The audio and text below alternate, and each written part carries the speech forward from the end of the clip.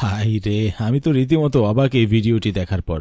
সামান্য ৬০০০ ওয়াটের এক পিচ মোটর, কিছু ম্যারিন গ্রেড ফোম ও কিছু সরঞ্জাম দিয়ে এত কোয়ালিটিফুল একটা ইলেকট্রনিক নৌকা তৈরি করা যায় তা আমি এর আগে কখনোই ধারণা করতে পারিনি।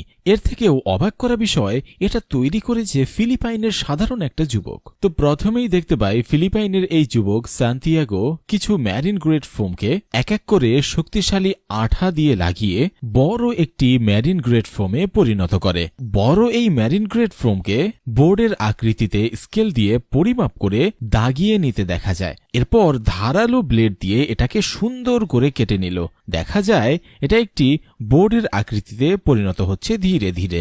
তো দেখা যাচ্ছে সামনের দিকের অংশকে আবার পাতলা করে দেওয়া হচ্ছে। যখন ইলেকট্রনিক নৌকা দ্রুত গতিতে চলবে তখন সামনের দিকে যাতে পানি না বাঁধে তাই সরু এবং পাতলা করে নেওয়া হলো। এরপর দেখা যায় এই বোর্ডের স্ট্রাকচারটির উপরে এবং নিচে জলরোধী টারপিন কাপড় দিয়ে ভালোভাবে শক্ত আঠা দিয়ে লাগিয়ে দেওয়া হয়, যা স্ক্রিনে আপনারা দেখতে পাচ্ছেন এর উপর একটি জল রঙ করা হচ্ছে, যার ফলে এটা স্টেবল এবং জলরোধী। ইলেকট্রনিক নৌকাটির মেইন বডি তৈরি হওয়া প্রায় শেষ।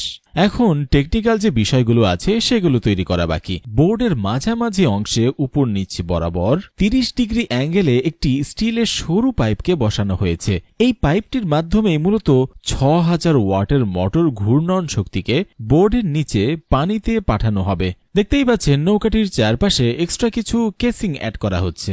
আপনারা বলতেই পারেন যে এই ছেলেটির মাথায় এত বুদ্ধি কি করে আসলো। আসলে ছেলেটি ছোটবেলা থেকে ফিলিপাইনে মেরিন ইঞ্জিনিয়ারিং পড়তে চেয়েছিল, কিন্তু টাকার অভাবে তাকে একটি গ্যারেজে কাজ করতে হয় ছোটবেলা থেকেই। তাই ছোটবেলার এই আগ্রহ থেকেই তার এই জ্ঞানগুলো অর্জন করা। তারপর দেখা যায় সান্তিয়াগো তার কারিগরি দক্ষতার নতুন এক রূপ দেখাচ্ছে। নৌকার একটু পিছনের দিকে সাইকেলের একটি ফ্রেম বসিয়ে দেয়। এখানে বসেই আসলে নৌকাটি চালানো হবে। নৌকাটিকে একটু প্রিমিয়াম দেখাতে ফিলিপাইনের যুবকটি এর উপরে এবং নিচে খুব সুন্দর করে ডিজাইনিং রং করে দিচ্ছে। এরপর দেখা যায় উপর নিচ বরাবর পাইপটির ভিতরে একটি স্টিলের দণ্ড দিয়ে দেওয়া হচ্ছে। এটার মাধ্যমে আসলে যান্ত্রিক শক্তিকে ঘূর্ণন শক্তিতে রূপান্তরিত করে আবার তা গতি শক্তিতে পরিণত করা হবে। এরপর দেখা যায় ৬০০০ ওয়াটের মোটরটাকে নৌকাতে সেট আপ করার জন্য বিভিন্ন ছোটখাটো কেসিং তৈরি করা হচ্ছে। সে যেহেতু ছোটবেলা থেকেই মোটর গ্যারেজে কাজ করেছে তাই তার জন্য এটা তৈরি করা কোনো ব্যাপারই না। সে তার নিজস্ব গ্যারেজে এসব ছোটখাটো কাজ করছে। বোর্ডের উপরের পাইপের মাথায় বিভিন্ন সিস্টেমেটিক ওয়েতে মোটরটিকে স্থাপন করে বোর্ডের নিচে পাখা লাগিয়ে দেওয়া হলো। এরপর দেখা যায় নৌকাটিতে বসানো সাইকেলের হ্যান্ডেলের সাথে সিস্টেম করে ব্রেকিং সিস্টেম তৈরি করা হচ্ছে।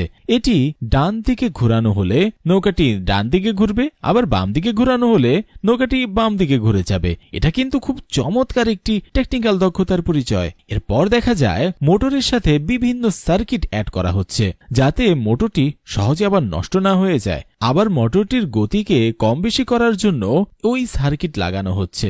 সার্কিট থেকে সাইকেলের হ্যান্ডেলের কাছে তারের মাধ্যমে একটি ছোট ডিভাইস লাগানো হয়। আসলে এটি দিয়ে মোটরের গতি কমানো বাড়ানো হবে। এরপর সাইকেলটির ফ্রেমের উপরে বসানোর জন্য সাইকেলের সিট লাগিয়ে নিচের সিটে পাওয়ার ব্যাটারি লাগিয়ে কাজ সম্পূর্ণ করা হয়। এবার মোটরটিকে চালু করলেই দেখা যায় নিচ থেকে প্রচন্ড জোরে পাখাটি ঘুরছে। নৌকাটিকে পানিকে নিয়ে চালালে খুব সুন্দরভাবে চলছে। গিয়ার সিস্টেমটা খুব সুন্দরভাবে কাজ করছে, অর্থাৎ জোর বাড়ালে খুব গতিতে যাচ্ছে, আবার জোর কমালে নৌকা আস্তে আস্তেই যাচ্ছে। নৌকাটির ব্রেকিং সিস্টেম খুব চমৎকার কাজ করছে। যখন ইচ্ছা করছে ডান দিকে নিয়ে যাচ্ছে, আবার যখন ইচ্ছা বাম দিকে নিয়ে যাওয়া হচ্ছে। অর্থের অভাবে ফিলিপাইনের এই যুবক সান্তিয়াগো ম্যারিন ইঞ্জিনিয়ারিং না পড়তে পারলেও তার স্বপ্নকে মরে যেতে দেয়নি। অনলাইন থেকে জ্ঞান আহরণ তার মোটর গ্যারেজ দক্ষতাকে কাজে লাগিয়েই তার ছোটবেলার স্বপ্নকে কিছুটা হলেও সে পূরণ করতে পেরেছে।